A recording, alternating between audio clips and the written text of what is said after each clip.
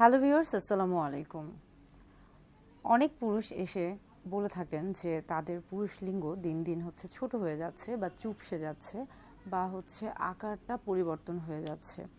আসলে কি এটা সম্ভব? পুরুষ লিঙ্গ আসলে বিভিন্ন কারণে চুপসে যেতে পারে বা ছোট হয়ে যেতে পারে বা আকারের পরিবর্তন হতে পারে। তবে ঠিক কোন কোন কারণে এটা হতে পারে সেই বিষয়টা নিয়ে কথা বলবো। বিভিন্ন কারণে পুরুষ লিঙ্গের যে দৈর্ঘ্যটা রয়েছে সেটার মধ্যে একটা তারতম্য দেখা দিতে পারে। যেমন যদি কোনো পুরুষ অনেক বেশি স্ট্রেসে থাকেন, অর্থাৎ মানসিক চাপে থাকেন, বিষাদগ্রস্ত থাকেন, দুশ্চিন্তাগ্রস্ত থাকেন, সেই ক্ষেত্রে কিন্তু তার মস্তিষ্কে কর্টিসল হরমোনটা বেড়ে যায়। সেই ক্ষেত্রে যে হরমোনটা রয়েছে টেস্টোস্টেরন হরমোনটা, সেই ক্ষেত্রে সেটা কিন্তু কমে যাচ্ছে, উৎপাদনটা কমে যাচ্ছে। একদিকে যেমন কর্টিসল বাড়ছে স্ট্রেসের ক্ষেত্রে, সেই ক্ষেত্রে কিন্তু অপরদিকে টেস্টোস্টেরন হরমোনটা বা যৌন হরমোনটা কমে যাচ্ছে। তখন কিন্তু এই যে দৈর্ঘ্যটা পুরুষ লিঙ্গে সেটাও কমে যাচ্ছে। আবার যখন আমরা চিন্তা করছি তাপমাত্রার ক্ষেত্রে, সেই ক্ষেত্রেও কিন্তু গরম যদি হয়ে থাকে সেই ক্ষেত্রে কিন্তু তাপমাত্রার একটা তারতম্য দেখা যায়। আবার শীতকালেও কিন্তু তাপমাত্রার একটা তারতম্য দেখা যায়। অর্থাৎ গরমকালে কিন্তু পুরুষ লিঙ্গের যে অংশটি রয়েছে সেটা কিন্তু কিছুটাই দেখা যায় যে কিছুটা ঝুলে যায় বা অনেকটা হালকাভাবে থাকে বা ঢিলাঢালা থাকে। কিন্তু শীতকালে যদি খেয়াল করে থাকেন সেই ক্ষেত্রে কিন্তু পুরুষ লিঙ্গ যে চামড়াটা রয়েছে সেটা কিন্তু অনেকটা কুঁচকে যায়, চুপসে যায় বা দেখে মনে হয় যে অনেকটা ছোট হচ্ছে, এরকমই।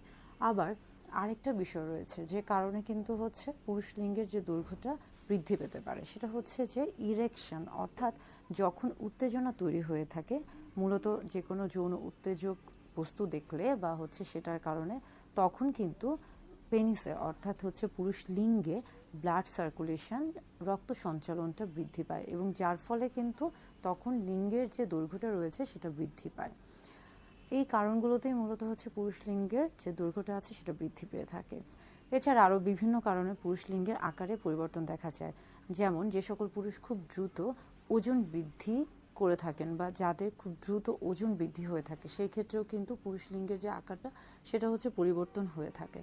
আবার অনেকের ক্ষেত্রে কিন্তু প্রোস্টেটের একটা সমস্যা থেকে থাকে এবং যার কারণে তার শরীর থেকে প্রোস্টেটের ফেলে দিতে হয় বা প্রোস্টেটের বিভিন্ন রকমের প্রোস্টেটের জন্য আপনার বিভিন্ন ধরনের ওষুধ গ্রহণ করতে হয়। অর্থাৎ আমরা বলে থাকি যে বিনাইন এনলার্জমেন্ট অফ প্রোস্টেট বা প্রোস্টেট রিমুভ যখন করা হয়ে থাকে সেই ক্ষেত্রেও কিন্তু এই সমস্যাটা দেখা দিতে পারে।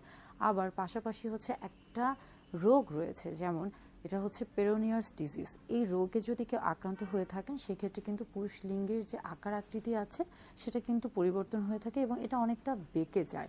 এছাড়াও কিন্তু আমরা বলে থাকি যে পুরুষ লিঙ্গের যে মাংসপেশি রয়েছে বা পুরুষ লিঙ্গের মধ্যে যে রক্তনালী রয়েছে, আমরা এই সবগুলোর কথা যখন বিবেচনা করছি তখন যখন কর্পোরাল ফাইব্রোসিস হচ্ছে তখন কিন্তু এই যে পুরুষ লিঙ্গের যে মাংসপেশি সেটা কিন্তু অনেকটাই পরিবর্তিত হয়ে থাকে এবং এই ক্ষেত্রে কিন্তু অনেক সময় পুরুষ লিঙ্গের বাহিরের দিকের যে অংশটি রয়েছে বা ত্বক রয়েছে সেটা কিন্তু দেখে অনেকটা মনে হয় যে ক্ষতিগ্রস্ত বা ক্ষত তৈরি হয়েছে। অর্থাৎ বিভিন্ন কারণে পুরুষ লিঙ্গের দৈর্ঘ্য এবং আকার আকৃতি পরিবর্তন হতে পারে এবং এই কারণেই কিন্তু অনেকে মনে করে থাকে যে তার দিনে দিনে বা আস্তে আস্তে তার পুরুষ লিঙ্গের পরিবর্তন হচ্ছে বা আকার আকৃতি কমে যাচ্ছে বা ছোট হয়ে যাচ্ছে।